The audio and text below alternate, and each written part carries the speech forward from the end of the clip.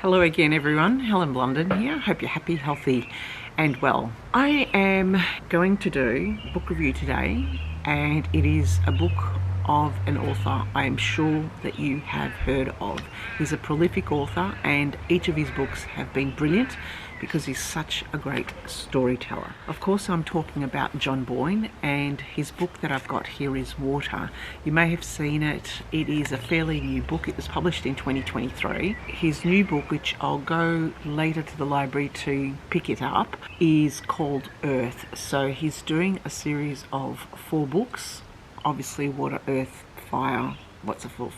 Wind. And it looks by all accounts to be one story spread over the 4 books. When I see a book by John Boyne, I'll just pick it up in the sense that I know his writing, I know I'm going to love his books, I know I'm going to enjoy the reading experience, and in fact I run a book club, and next month's book is going to be Heart's Invisible Furies, which is another of his books that I'm looking forward to reading. But this one is a very short book. It is an intriguing storyline, and I must admit, when I started to think and also jotted down some notes in my book about how I was going to do this, there's no two ways about it. There's going to be spoilers here. So if you're someone who doesn't want spoilers for a book review, I would suggest go seek another video, or in fact just even go read the book, because I cannot talk about this book without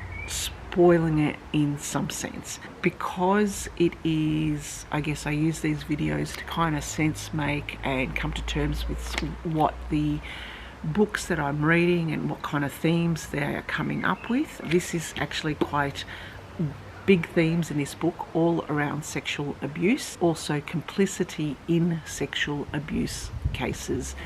Very heavy topics, but highly readable, and all centered around the characters going through these elements of big topics. For this one, as I was reading this book, I thought to myself, this would be a brilliant book club book because it's got enough to be able to discuss and talk about, and John Boyne leaves us intrigued in some way, or I felt at times wanting to take sides, or really questioning who was complicit or not. Let me talk about the book.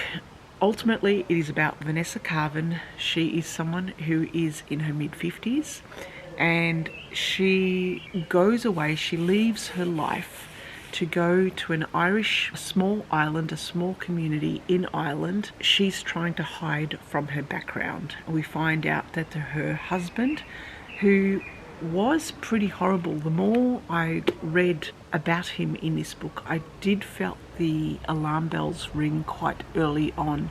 He seemed egotistical, he seemed like a toxic male. But anyway, we find out he's in jail, but we also find out that he had a rank of a really high, I guess, role in the National Swimming Federation. Even that, when you start to read initially, I start to think, well, alarm bells, swimming, young girls, young people in bathers, you get my drift. The way it was written though, the story was teased out, so you started to think something is amiss here. She's escaped her life. She had a daughter who had died of suicide by drowning, and she had another daughter who really didn't want anything to do with her. Automatically you start to put pieces together and come up with your own story. So she goes to this community and she doesn't divulge her background because she was in the press. So you start to think what's going on there, and she's trying to hide who she was. She cuts off her hair, she changes her name, so in actual fact many people don't know who she is or why she's even on the island. Through this book, and the story moves very quickly given that it is a very short book, she starts a relationship with 24-year-old Luke, who is her next door neighbour, who has his own story as well. It's all about her coming to terms with trying to grapple with this idea of why her daughter had committed suicide, why her life had turned to crap, the fact that her husband is in jail, and we find out the reason why he's in jail, because he had abused so many young girls. Ultimately though, as we read this book, it's all about her coming to terms with whether she was complicit. And we get these vignettes and these flashbacks of her recounting the story of her really great life back in Dublin, and how she lived with her husband, who, I must admit, the more I read about him, I didn't like. He just seemed to ring alarm bells. But ultimately, if you're a book club thinking about a book to do, this would be a good one because of the little clues that are spread throughout as to whether she did indeed know what her husband was doing, whether she turned a blind eye. There's a little twist in the end as well. I think it would be a great discussion point in book clubs to be able to determine whether she was complicit or not, whether she was genuinely unsure of what her husband was doing, whether she knew about it or not. Some of the things in this book didn't really ring true for me, and I do wonder if it is because of a male writer writing about a female, and especially a female who is middle-aged, and how this character was presented. Sometimes I must admit, I thought to myself that as a middle-aged person, a middle-aged woman who has been through so much, who's been through the press, who has had a husband who is been put in jail and is extremely disliked, she didn't seem to ring true for me. She didn't seem to feel very guilty. In actual fact, she seemed very belligerent and so against middle-aged men. There were a couple of instances in here where she would have this tirade against middle-aged men, and I just think to myself, yes, you can be angry, but at the same time, I don't think she took enough time to really reflect on her complicity. And I think it might have been because it could have been a short book and the story had to move so quickly, but sometimes I just didn't feel that she spent more time reflecting.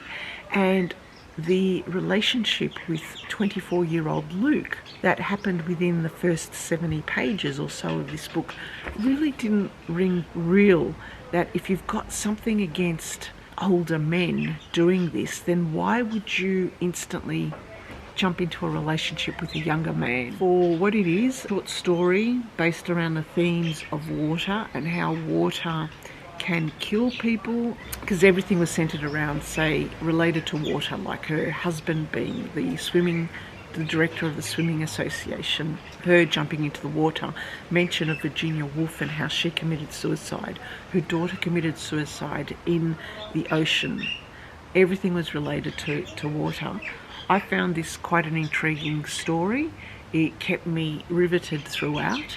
But the only thing I didn't like was her reaction as a middle-aged woman, not taking enough time to really reflect and sit and think about her role and her complicity in the situation. That's all I have to say about water. Please let me know if you've read any of John Boyne's books. I'm now going to head into Bentley Library to go and pick up his second book, the most recent one, Earth, which is a continuation of one of the characters in this book. Okie dokie, I've just come back from the library and picked up what I reserved, which is Earth by John Boyne. As I mentioned in my review of Water, this is a continuation of the story. So I'm looking forward to reading this one, and I'll do a review of that. In hindsight, maybe I should have just read all the 4 books, waited some years, and then done one on the whole lot. But let's see how we go with Earth. While I was there, I also picked up this one, which I had reserved. It is A Good Life by Virginie Grimaldi. Now, Virginie Grimaldi is a French author.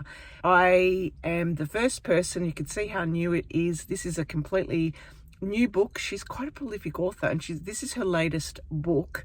But guess what? I'm reading it in French. Une belle vie. And so what I'm going to do is, rather than do a review and life lesson out of this book, the French version of it, I'm going to read both the French and the English version. but then I'll do a review on how I read French books. So kind of like my process for reading French novels, and then what I do to kind of get the gist of them, kind of learn them, because I'm finding that when I read in another language, it's not as deep as I go in reading an English book, obviously, because there are other things to deal with, namely language, syntax, context, slang, and a whole heap of other things. Anyway, so that is something that you might be interested in, especially if you are a Francophile, and also if you read French as well, or if you're learning the language, the beautiful, beautiful language of French. Okay. All right then, thanks for listening and thanks for watching. Bye for now.